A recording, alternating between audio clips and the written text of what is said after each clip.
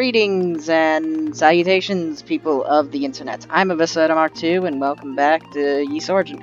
Last time we left off, we had a bit of an incident, and now we're stuck at the search party base, so this is going to be an interesting episode. First, we learned that our enemy can control demons, then they kidnap Lady Fina, and now it turns out the Black Pearl is missing from Solomon Shrine. Things just keep going from bad to worse. Okay. Yeah. What do you have to say? Hey there, Yunica. Hi, Dino. Glad to see you made it back here, back to the tower in one piece. Glad to be back. It's quite unpleasant out there. With my scouting work done, it's finally time I joined the search. But aren't we still missing that sorcerer, the one from House Fact? You mean Hugo? He's already begun searching the tower on his own. He has? Indeed. He's an interesting individual, a magic prodigy, to be sure. But it's more than just that. He said he can handle things in there by himself, and when he has his mind set on something, well, there's no stopping him. Oh, okay.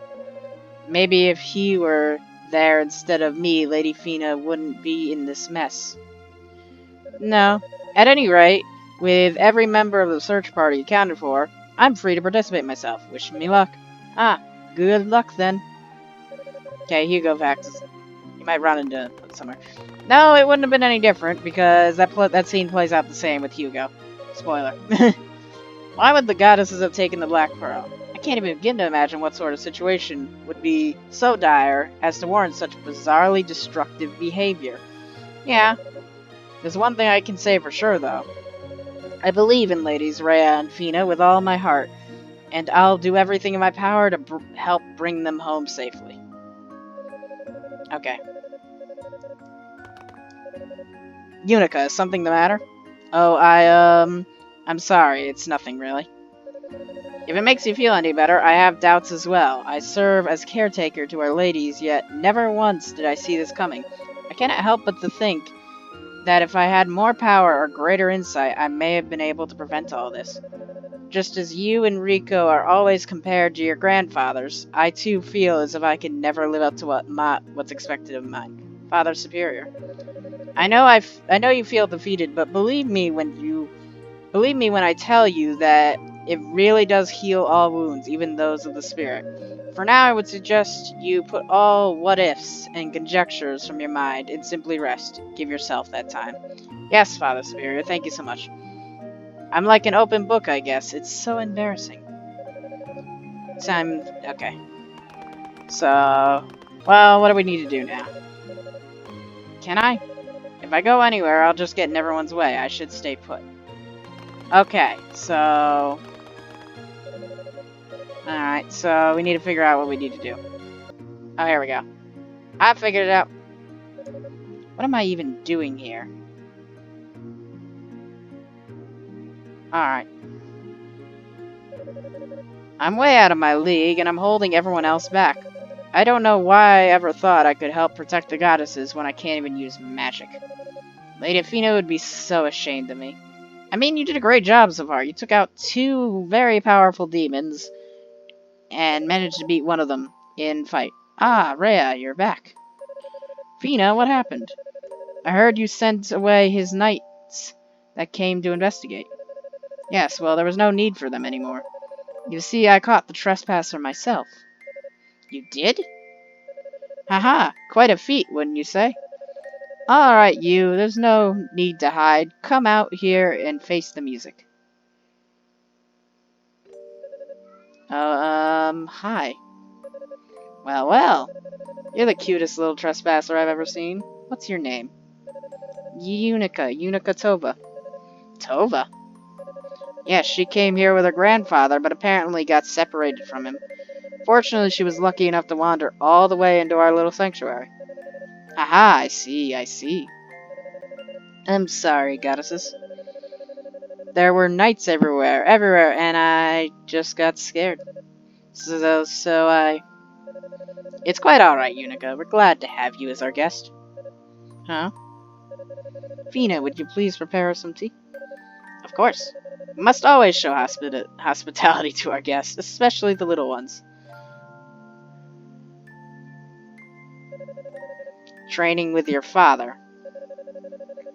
Why ever would such a sweet thing like you choose to train in combat? I can't use magic, so I'll never be able to take over Grandpa's position. My only real talent is that I'm pretty strong like my dad, so I wanted to become a holy knight and devote myself to serving you two. Well, well. Yunica, is that a problem? Well, at least, if you become a knight, you wouldn't need to sneak in here anymore. It would certainly make it easier for us to meet with our little best friend. And you'd be able to succeed your father, too, which is also good. But that's just a bonus. Oh, Rhea. Come now, Fina, you know you're just as excited about it as I am. Of course. It's just a very big step to take, that's all. But spending time with Yunica is one of our few things I truly look forward to each day, so I couldn't be happier. Really? I'm so glad you approve. But you must promise us, Yunica. Promise that you'll follow through with your training and become a holy knight, and that you'll protect us with all your heart. Haha, Sir Yunica Tova. It has a nice ring to it, doesn't it? I promise I'll become a holy knight and protect you both. I don't know if I'll ever be as good as my dad, but I'll do my best. Yunica Tova, right? Commander, I beg of you. Please reconsider your decision, please. I'll do anything I can to help. Asking again isn't going to change my decision. There's no guarantee of survival for those going to the surface, and you've only just begun your apprenticeship. You're simply not ready. If anything should happen to you in my care, how could I ever face your family again? I just don't think I can take much more of this. Pardon? I know I'm being pushy, and I know I'm being totally unreasonable, but my dad and the goddesses left Solomon's Shrine without a word to anyone, and I'm just tired of being left behind. Well, I suppose we're of like mind then. Commander? It's nothing. Yunica, the conditions of the surface are quite extreme and frankly rather disturbing. Are you prepared to conduct yourself in a manner befitting a knight, even in the face of horrors unlike any you've seen before?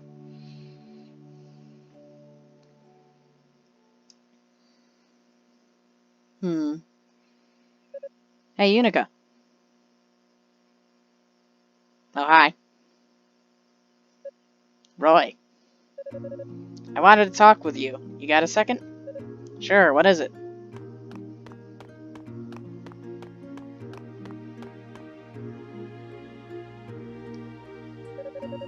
Well, you know how much I hate hot places, right? Yeah. Even just being near lava makes me feel like I'm going to melt right out of my armor. Now, Cecilia, she doesn't even break a sweat, but that's a whole other story. Roy, I'm really not... Just hear me out, okay? I figured I'd try to brave those fiery death floors anyways, and while I wasn't there long, I did see something interesting. You'll never guess what. How would I know? Just tell me. It was a two-handed greatsword with a crimson blade, displayed prominently on some kind of altar. Wait, a crimson blade? Are you trying to tell me? Yep, we've seen that sword a million times, there's no mistaking it. It was definitely your father's crimson lotus blade. But what would my dad's sword be doing on a pedestal in the tower? I have absolutely no idea. We got called back right after I saw it, so I didn't get to examine it in any great detail, but I definitely know what I saw. I was planning on going back there right now to pick it up, but I wasn't really sure how you'd feel about that. Huh? But I'm just an apprentice. How could I...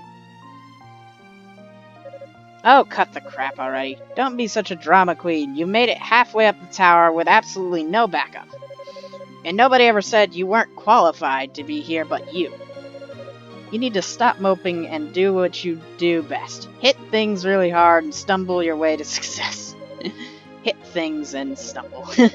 But I guess if you show up to claim the sword, that funk you're in, you'll sap out all its power anyway. Probably best I just get it myself. Your father sure wouldn't want to see you like this. Ah. I think I'd punch him at this point. Wait! What is it? I thought you were done talking. To be honest, I don't have a whole lot of self-confidence right now.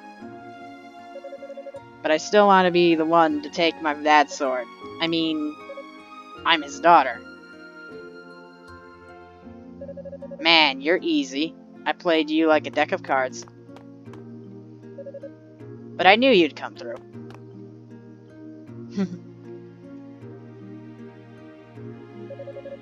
Cut it out. Stop treating me like a kid. Well, I've got to get back to the search. But in case you were wondering, I already got the okay from Commander Galleon for this. You're totally good to go. Thanks. Just be careful. The demons farther up the tower are pretty strong. Don't let your guard down. I know, jeez. See you later, Yunica. Well, that was a very touching conversation. Bye. So, yeah. I think with all that, it's probably time to end the episode. That was an episode of Exposition, if I do say so myself. Good times, a lot of things were said, and, let's see if there's anything. So you've headed back to the tower proper, then? I'm sure everything will be fine. Just be very careful and don't do anything rash. Alright. We don't have any Claria. Got it. So you're returning to the search, then. Just remember, I'll be right there if you need me. Call on me anytime. So you tend to read Commander Saul Tova's sword, correct? How did you know that? Roy advised me as such.